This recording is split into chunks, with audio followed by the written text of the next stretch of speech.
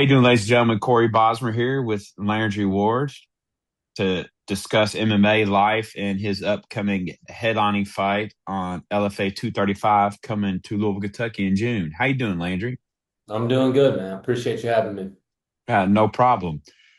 So, what made you get into MMA? So, I played football all my life, partied away some scholarships in high school, my junior year going into my senior year. Uh, After my bad senior season, I got my head on straight, was just training. I was going to go walk on to a university for football after taking that year off.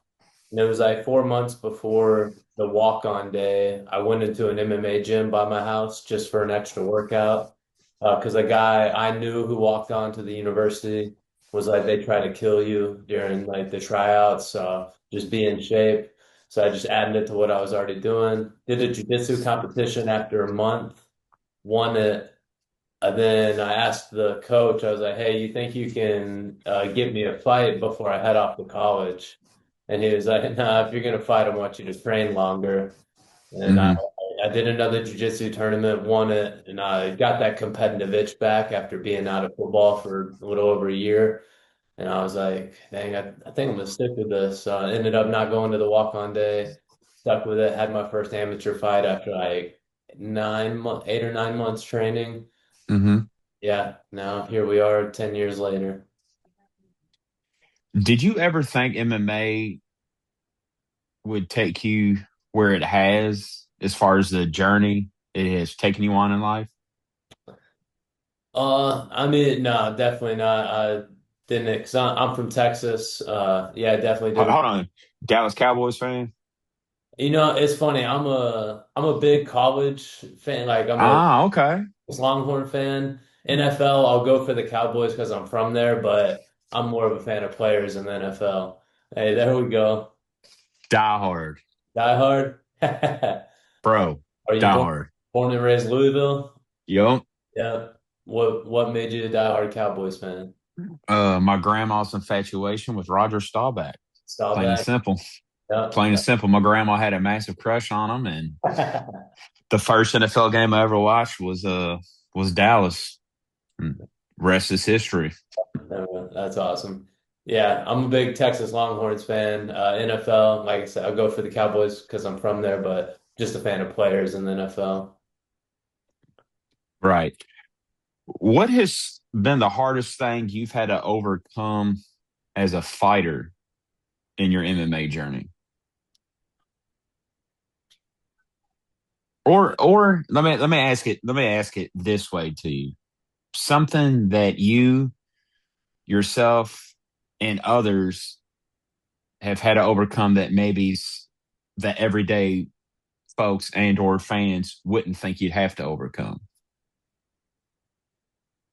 Uh, I don't know. It's hard. I don't know if there's something like that, normal people don't have to overcome. I guess more of just this sport it's a tough sport, and especially starting out like on the come up.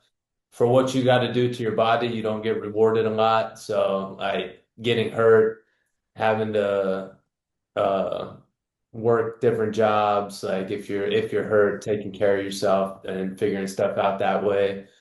Um, that's tough to get through. Um, yeah, and I guess, I played football, so a big thing that relates to fighting is dealing with losses is different in fighting than it is in, football or any other sport, because football, you got a game the next week. In MMA, especially if you come out of a fight hurt, you don't know when you're fighting again. You got to sit on a loss for a long time. So if you go through a loss, going through the losses are a lot different and definitely more of a mental battle for sure. When did you know, aside from your jujitsu tournaments that you talked about that you won earlier on when you first got into it, when did it click for you that this was something that you really wanted to pursue? And keep in mind, I'm sure you knew back then, even when you first got into it, just how difficult it actually was. Because a lot of people tend to not want to get into things especially like MMA because of how difficult it is. Yeah, man, playing sports all my life, like I understood how hard sports are and like how grueling it is, like physical aspect too. Yeah, I think having my first amateur fight after like only 8 or 9 months training, and I fought an experienced guy, and funny looking back on it, like I probably won the fight, but I lost on a decision, and it was a tough, hard fight. Got hit, gave some hits, and that I guess actually going through it for the first time in front of people with the small gloves was like, all right, like I know I can do this. I put the work in, and I just keep staying at it for years to come. I know like good things are on the other end of it. When did you first start fighting for an organization like the LFA? My first LFA, I think my first LFA fight was 23 years ago. I'd have to look it up. Three years ago, but before that, during the pandemic, I fought for a promotion called Combate Global, and they're like a bigger Spanish organization. They're like streamed on Univision and stuff like that. What do you know about Louisville, and have you ever fought in a city like Louisville before? So I actually did fight. I fought in Louisville. Okay. Yeah, funny enough, my last fight at 145 was in Louisville. Uh against a guy called Lance Lawrence. We put on a banger of a fight. That was definitely a 3 round war. Yeah, so I'm sure some people from Louisville probably remember that one from a couple years ago. That was you. Okay, yeah. I remember now. Yeah, yeah. Definitely. So now I'm back. That was my last fight at 145. I had 6 fights there. Now I've been back at 155 for my last 2 fights. This will be my third Hmm. back at 55. So yeah, no more wars, no more fight of the nights. We're coming for knockout of the nights now. What do you notice differently about your fighting styles and or skills at 155 than you did at 145? Did you ever learn anything about yourself differently moving up? Yeah, the biggest thing was, well, really the only reason I moved down. I started my career at 55. All my amateur fights Okay. 55. My first like 4 or 5, I don't want to say five. I think my first, no, four professional fights were at 55. Then this sport just unfortunately glorifies weight cutting. And the weight I was walking around at was like an in-between weight of like a 55er or 45er. And I was able to push myself to, go through the weight cut to make 45. So I did that, but you know, kind of I felt it in the moment too, but I didn't really, I guess I didn't say anything about it. I just, was like, this is how it is. This is what I got to do. But looking back on it, I was definitely just taking too much out of myself. When you're cutting weight, the main thing you're doing is cutting water out of your body, like Hmm. a water cut, pretty much. That's all it needs to be. You're just completely dehydrating yourself. But when I was going to 45, not only was I taking all the water out of myself, but I was having to cut a little bit of muscle too. So I was definitely just taking the pop out of my punches. I could tell a difference when I hit people at 55, they feel it. I can see it in their eyes, they have a reaction. At 45, I was hitting people clean, but no one, I only dropped one person out of my 6 fights there. And yeah, I was taking too much out of myself. Definitely. I got a few more questions for you in this great conversation. Um, what advice could you give to somebody that's wanting to get into MMA? If you want to get into MMA, definitely find a reputable gym in your area. You got to do Google searches, stuff like that. There's a lot of crazy people selling selling dreams and selling They not definitely do that everywhere for sure. yeah. So find a reputable gym near you with good coaches who have experience you can look up and vet. And then outside of that, just know that you're going to be in for a grueling ride. This It's not easy. It's a hard road, but it's definitely a fulfilling road, and you learn a lot about yourself going through it. Yeah, it's a hard road, but a fulfilling one, I guess would be my advice to you.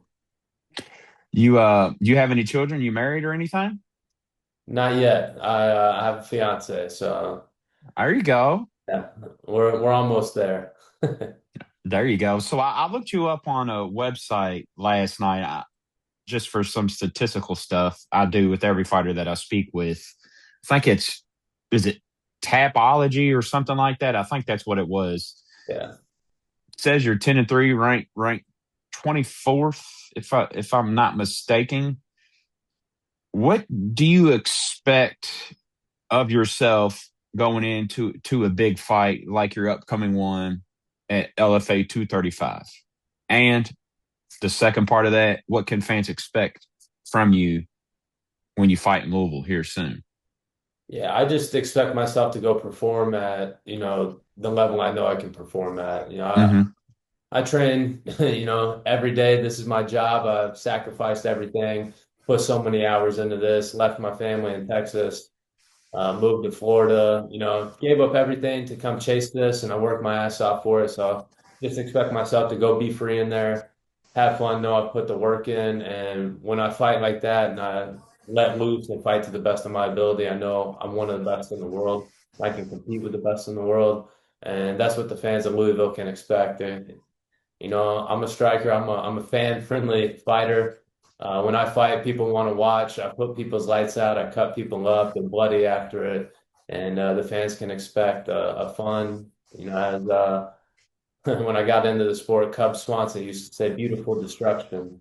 And that's what I they, actually like that he has said that before tons of times. Actually, yeah, that's what they can expect. Beautiful destruction.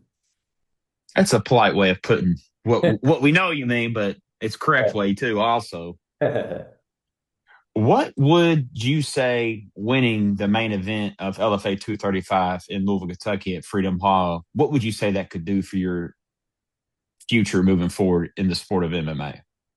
Yeah, I think a good win over this kid should put me in the UFC. They offered me the title fight for LFA. I accepted it. I have no idea what happened on the back end of that, but it didn't come through. The title challenger is fighting tonight, actually, defending his belt. I don't know if he picked somebody else or what, but the kid I'm fighting now, he just fought for the title his last fight and lost the close decision. So he could arguably be champ right now, and he's a hot prospect. So I think going and putting this kid's lights out and doing what the current champ couldn't do puts me right there in call. I'm 10-3 overall, but I'm 7-0 at 155 with 5 knockouts at 155. I go make it 8-0 with 6 knockouts, you know, with 14 fights experience. That's right there. Dana, give me a call. Well, speaking of Dana giving you a call, the last LFA event, they had a guy named Jackson McVeigh fight. They call him the Moose, big, tall dude.